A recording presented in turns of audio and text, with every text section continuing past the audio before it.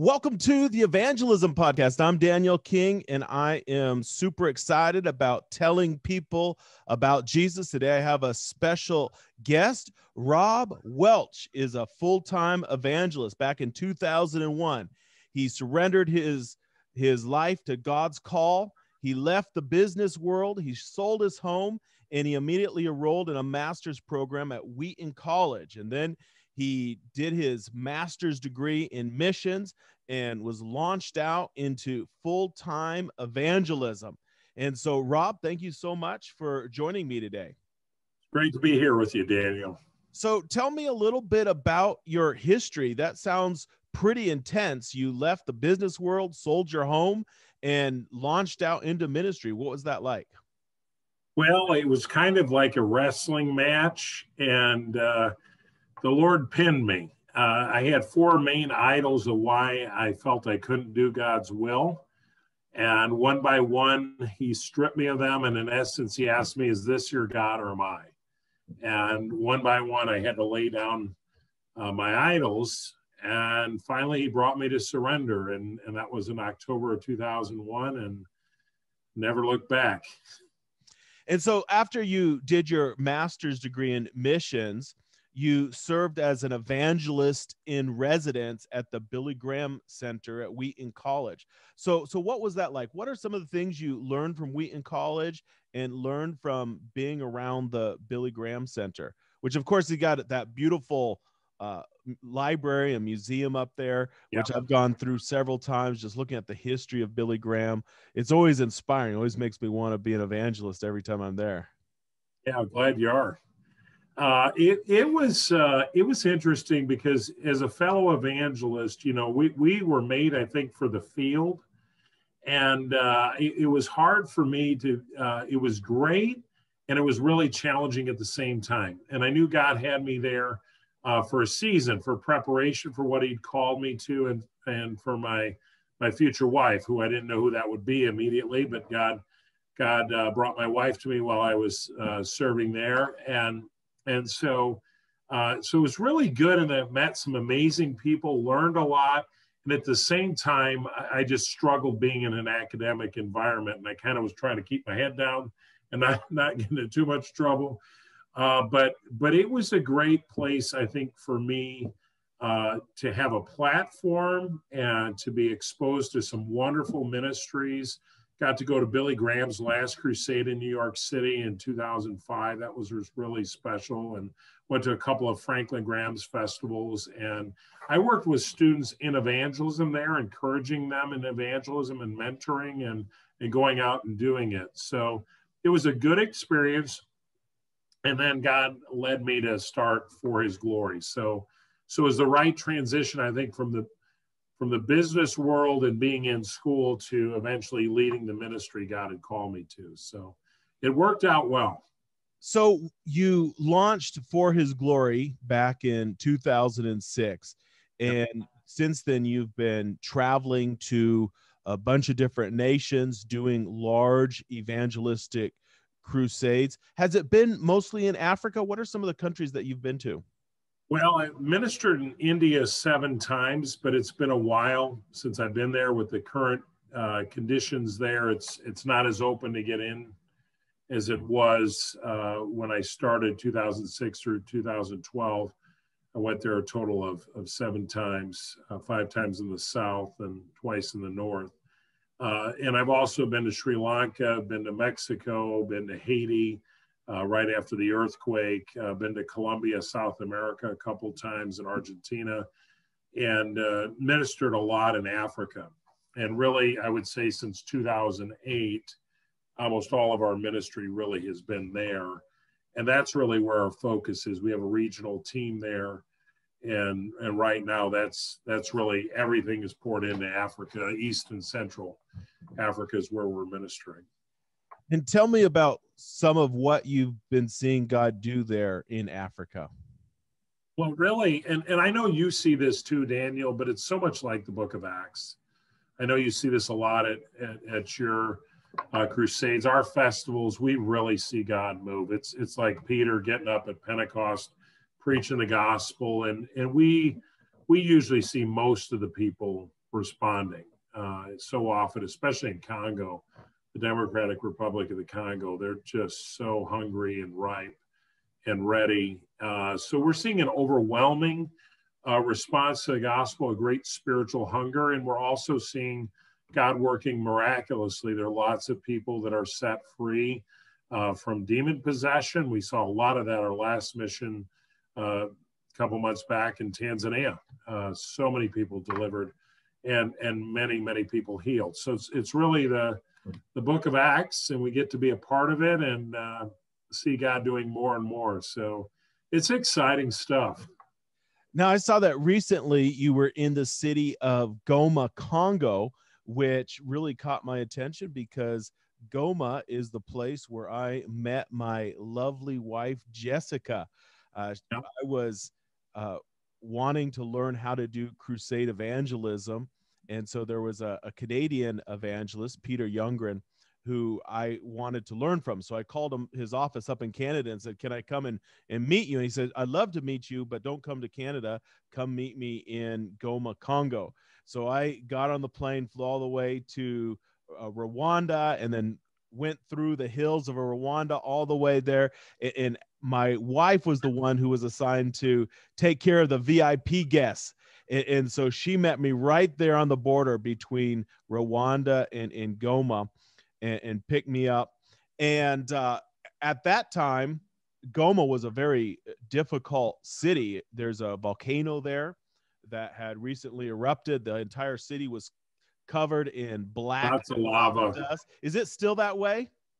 There's still the lava's still there, and it, that doesn't go away, so it's there, and it's still a rough city, and that hasn't changed either. I remember when we would take a shower, the lava dust would just pour off of our bodies, and you'd have to shower for several minutes before the water stopped being black going down the drain. Now, we didn't have that, at least that it's settled. When were you there? What year?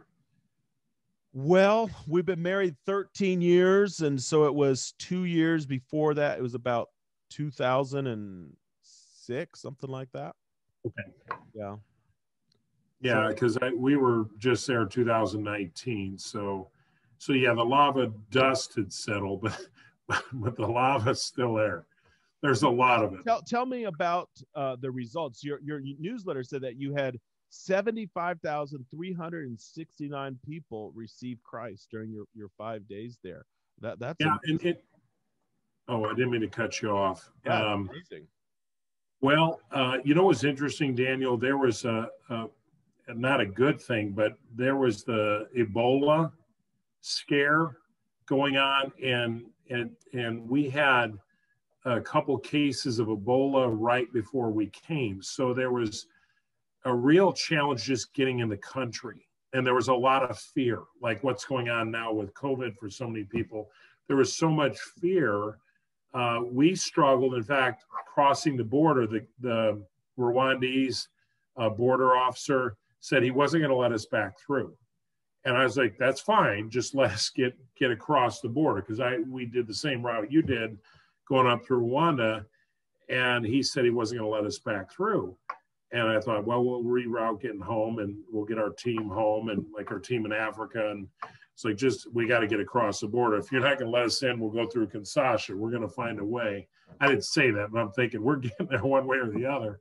We got to get the gospel to the folks there. So there was this huge fear. And in fact, there was so much hand washing and the taking your temperature and all that. It's not all that different than what's going on now. But there was fear in this city. And so many people kept from coming to the festival because of fear of Ebola. And yet, so the crowd was probably a third of what we were expecting. I'm just being very open here. But yet almost everybody that came responded. So you had really committed believers that came, Daniel, and they were all in for Jesus. You know the type, you minister, those folks. Yeah. But they're in life or death, they're following Jesus. So they were there, and they're counseling. They did an amazing job. And all the people that were lost and hurting and broken that wanted God came. And these are not the churched folks, I can assure you of that. But almost all of them responded. We had a militia leader come to Christ, and his friend had just come to Christ a few weeks before, and was starting to do a T for T group, which maybe we'll get to talk about in a bit. But he was starting to do a discipleship group, and his friend who had been in the militia with him, he invited him to come.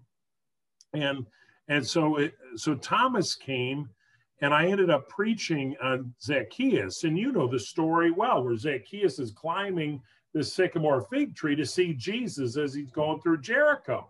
Nobody's letting him in. So I start climbing the speaker tower, you know the speaker towers, and me being Mr. Nimble.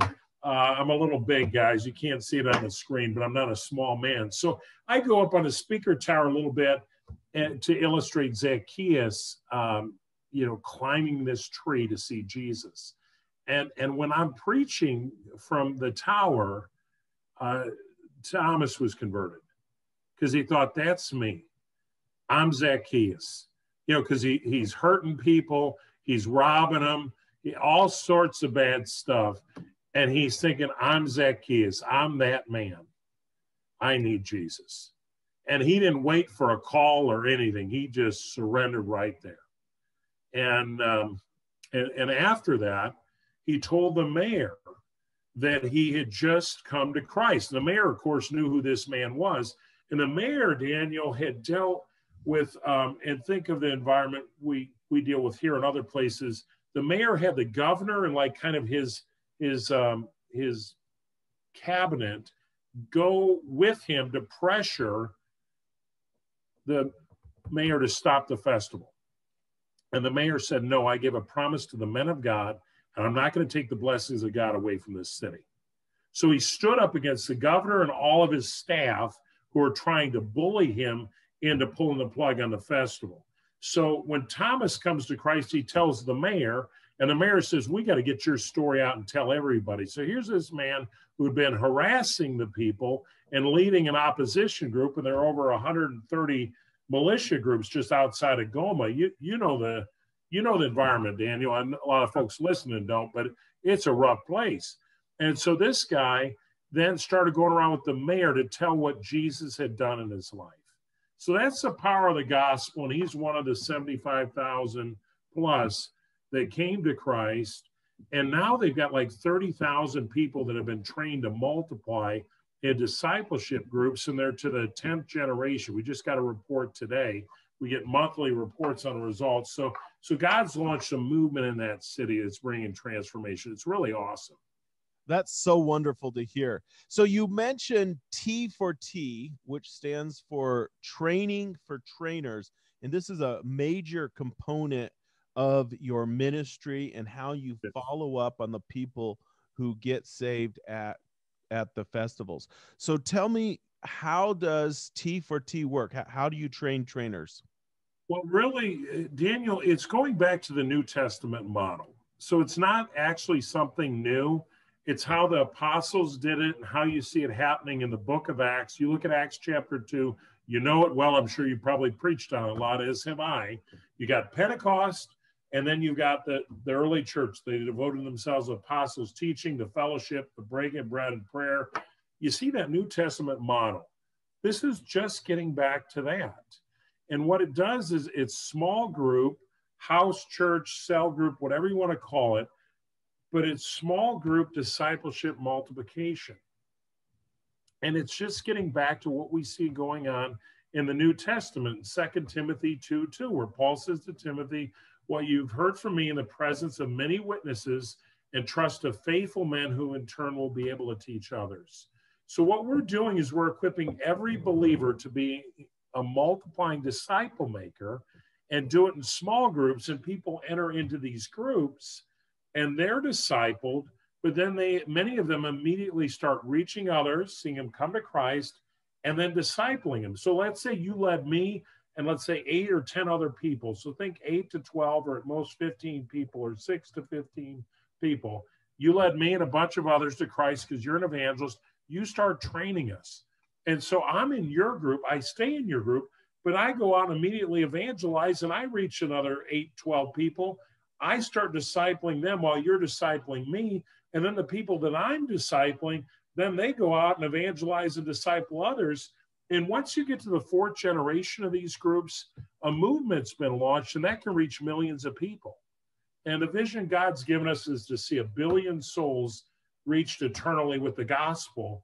And that's through these disciple-making movements. So T for T, or training for trainers, is really just going back to the New Testament model we see at work in the book of Acts, and it's empowering every believer to be a multiplier, saying God can use you, tell your story, tell what Jesus has done, invite people to receive Christ, and then disciple them as you're being discipled. So it's rapid disciple multiplication in small groups. So that's going on. Tell me how it works logistically, because when you go in for the crusade, you're just there for a week, for a short period of time. Are you doing intensive discipleship training that week and then leaving trainers that are starting those groups out? No, we're looking at the way we do it, Daniel. Our model really is probably 7 or 8 trips. And I'd encourage you and other evangelists. I think this is a way we need to multiply our ministry. So we're doing 2 or 3, often 3 training trips beforehand, where you literally end up training thousands of people to multiply. And they start doing it. And if you can get to the 3rd generation, and by that I mean the first groups are 1st generation. Once they start a 2nd generation, once the 2nd generation starts 3rd. But if you can get a couple generations down with these discipleship groups going at the same time, you pretty much have the net ready for the harvest.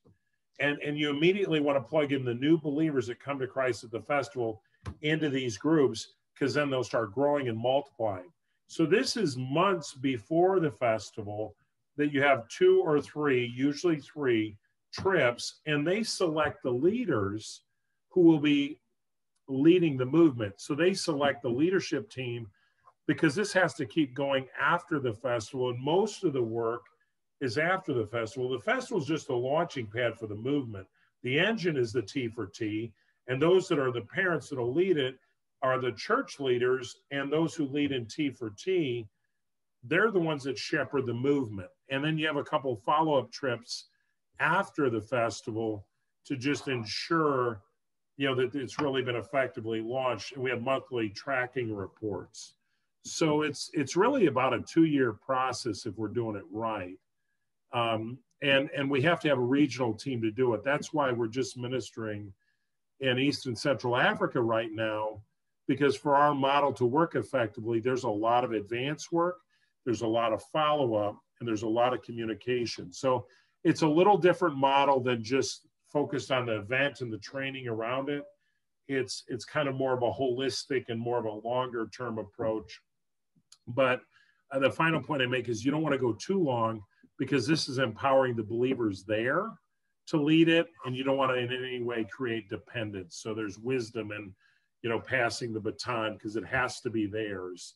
They have to own it. They have to lead it.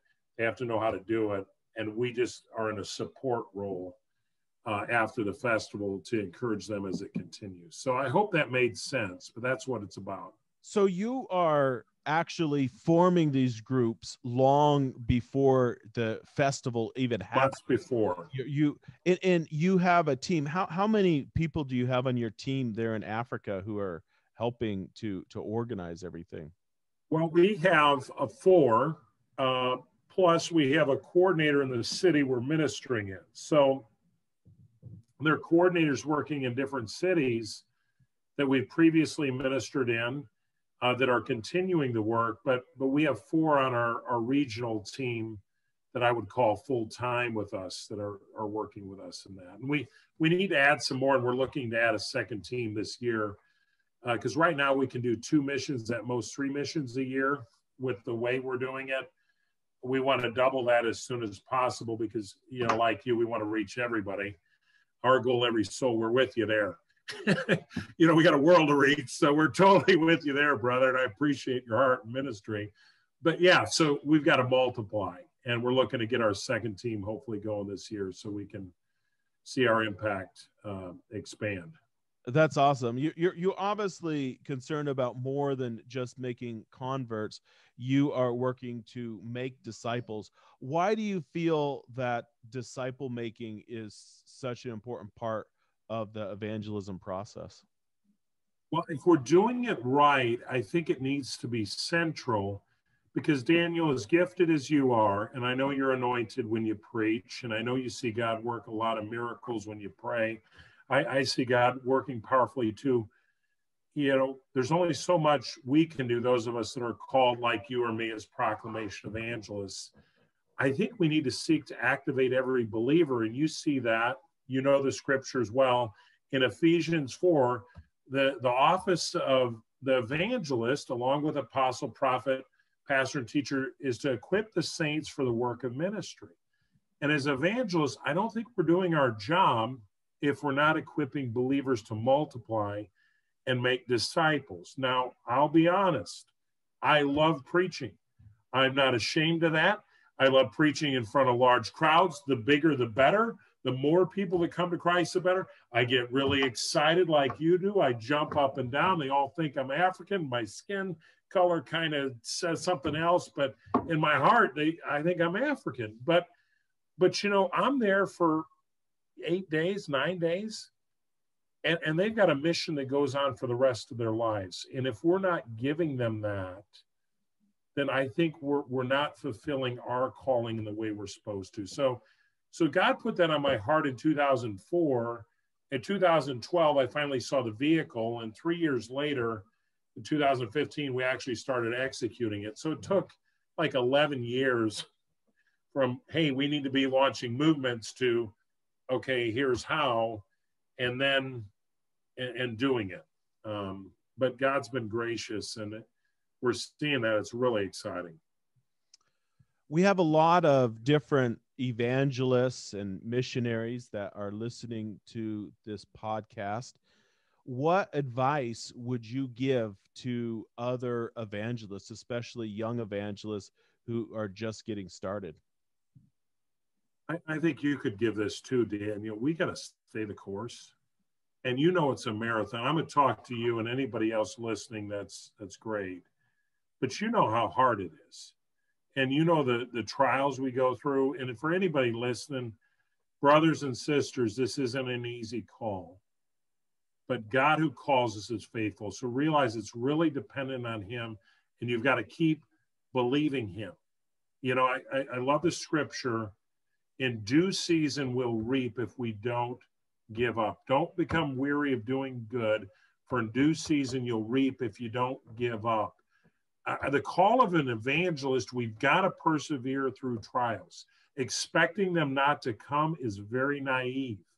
I have all these, I should know better being close to 20 years in. You probably know better because I think you're smarter than I am. But I always hope that this mission will be easier than the last. Do you ever have that, Daniel? Or are you smarter than I am? Or are you not going to be honest and say, I hope, it looks like things are going better here. And I'm always hopeful, maybe this mission will be easier. And it like pretty much never is.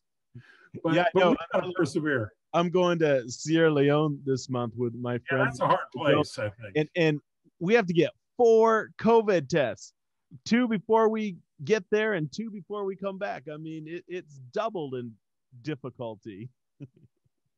Yeah, and we had to do that going out, and I got COVID last fall and my family too. So, but yeah, it's hard for our team, the COVID stuff. But it just seems like when you think, this time it's going to be easier. I think in the flesh, you want it easier.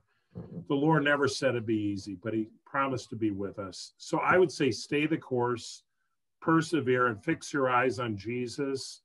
And remember that he is faithful. It's really not dependent on you. Your role is being faithful to him. He'll work it out. Let me end with this because I know our time's about up. I had a vision where I was with the Lord one time. This is going back. And that's not normal for me. Some people regularly have stuff. But I'm with the Lord in a car, and I didn't see him, but I'm with him. He's in the driver's seat. I'm in the passenger seat. And I just told my partner at the time that God gave us the vision so we could do it. So hear what I said. God gave us the vision so we could do it. So now here I am after 20 days of fasting and praying, and I've just broken the fast. And I have this vision of the Lord early in the morning. I'm with him in a car, and I see this little thing. I don't see it clearly. It's under the steering wheel, this little square. And the Lord speaks to me. He says, I show you the map so you can see where I'm taking you, not so you can grab the wheel and try to drive there. See, I thought God was giving us the vision so we could do it. And he graciously said, no, it's all me. It's all me. You're a passenger. I'm doing it. It's kind of, I'm with you. I'm doing it.